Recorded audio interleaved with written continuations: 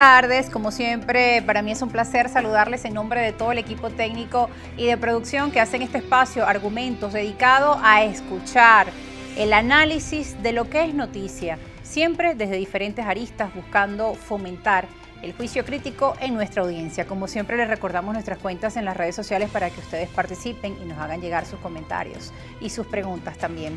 @argumentosgb en Instagram, @argumentos_gb en Twitter y mi cuenta en ambas plataformas, @rosa_periodista. En la edición de hoy de Argumentos vamos a estar revisando el panorama político en la región. Se aproximan elecciones en Brasil dentro de pocos días, pero también hemos tenido en el continente otros procesos importantes, como lo ha sido, por ejemplo, la asunción de Gustavo Petro en el poder, en la presidencia de Colombia, y los cambios que esto ha venido generando.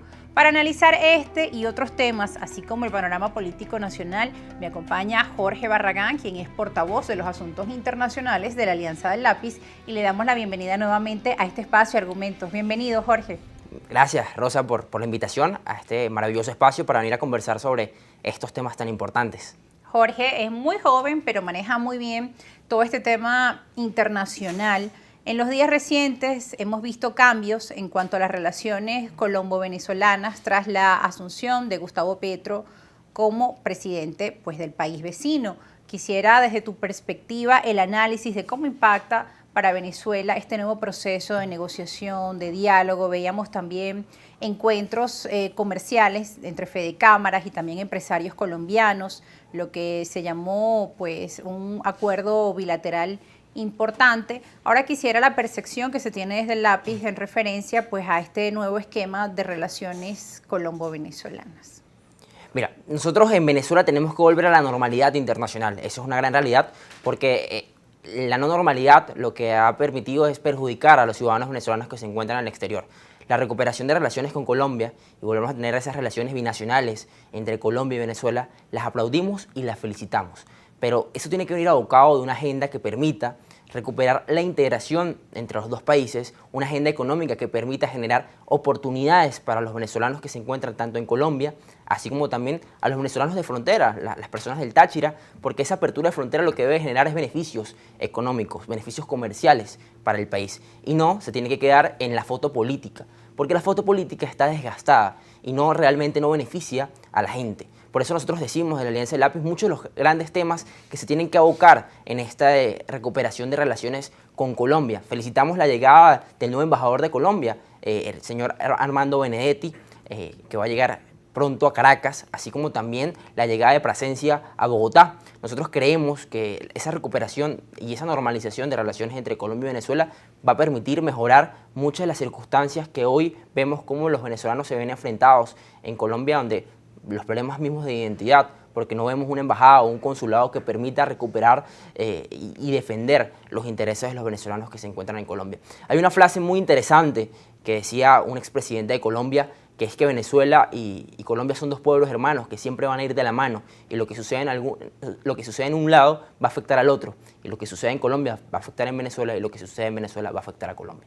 Ha sido así y lo hemos podido ver a lo largo de la historia. Tú hablabas también de otro tema interesante, que es el tema de esas relaciones humanas, los venezolanos que se encuentran en Colombia y los colombianos que también se encuentran en Venezuela, porque justamente, hablando de esa frase que tú decías, pues en una época muchísimos colombianos migraron a nuestro país, Venezuela, y bueno, en los últimos años vimos cómo fue al revés, ¿no? Cantidad de venezolanos se encuentran hoy en Colombia, el país vecino. Muchos de ellos también, lamentablemente, migrando por la selva del Darién debido a que encontraron en Colombia xenofobia. El tema de la xenofobia ha sido, pues, otro de los grandes problemas y uno de los retos que hay, además, a vencer en el marco de estas relaciones. No es menor el daño que se ha ocasionado en ambas poblaciones por la xenofobia. Totalmente, Rosa. O sea, vemos cómo estos actos de xenofobia en todos los países, en muchos de los países de América Latina y en el mundo, en la cual la Cancillería venezolana y el canciller venezolano que nos puede llegar a ver, tiene que salir a la defensa de los venezolanos, porque un venezolano no es menos porque se tenga que ir. Más bien, la mayor cantidad de familiares de nosotros actualmente se encuentra afuera y tiene que haber una cancillería que exija que se defiendan los derechos de esos migrantes venezolanos que emigran porque quieren una mejor condición económica para sí mismo y para su propia familia.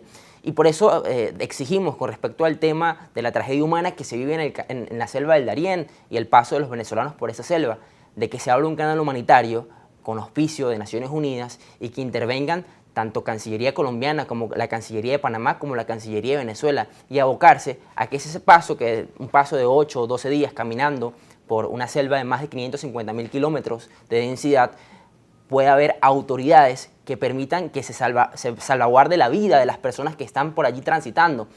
La mayor cantidad de personas que transitan esa selva son venezolanos. Se habla una cifra del 72% de las personas que pasan por ahí son de nacionalidad venezolana. Antiguamente eran haitianos, de otras nacionalidades, pero lamentamos que ha venido aumentando el número de una venezolanos manera por diversas causas. Sí, y ha aumentado de una manera muy grande, llegando a ser que actualmente ha pasado 44.000 venezolanos a lo que va de la fecha y se prevé que aumente hasta 100.000 para finalizar el año. Si tantos venezolanos se están yendo, sabemos cuáles son las causas. Y quiero hacer una reflexión, y quiero que me lo permitas en el programa, porque últimamente hemos escuchado, y yo personalmente he escuchado muchos comentarios con respecto a adjetivos calificativos a esos venezolanos que están pasando la selva del Darién.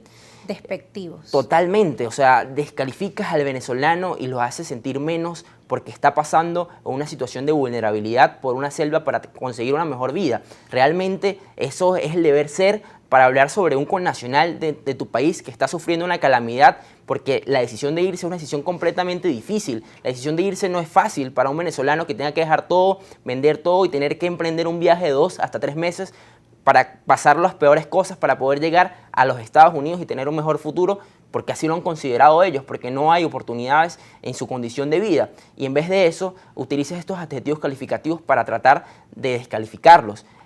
A veces hay una frase muy contundente con respecto a esto, que a veces el sentido común es el menos de los sentidos que se utiliza. Y el sentido común es el salario. Hoy el venezolano no tiene una capacidad de poder adquisitivo que le permita realmente vivir plenamente, vivir bien.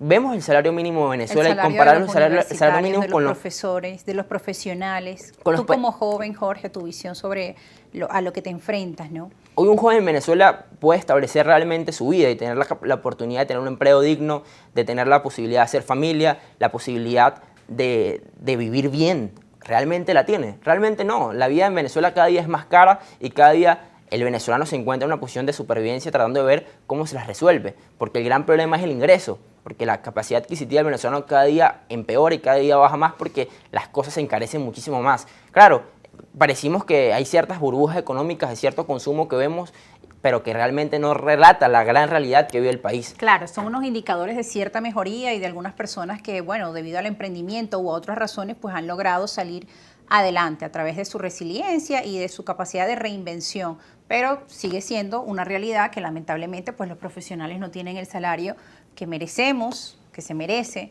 en un país los más bajos de Latinoamérica y quizá del mundo. Nosotros debemos ir a una pausa, Jorge, al regreso vamos a seguir conversando sobre estos temas de la realidad social, político en nuestro país y también en el continente, los cambios que se avecinan, que se han venido dando en los últimos tiempos. No se aparten, que ya regresamos con más argumentos. Seguimos con Jorge Barragán.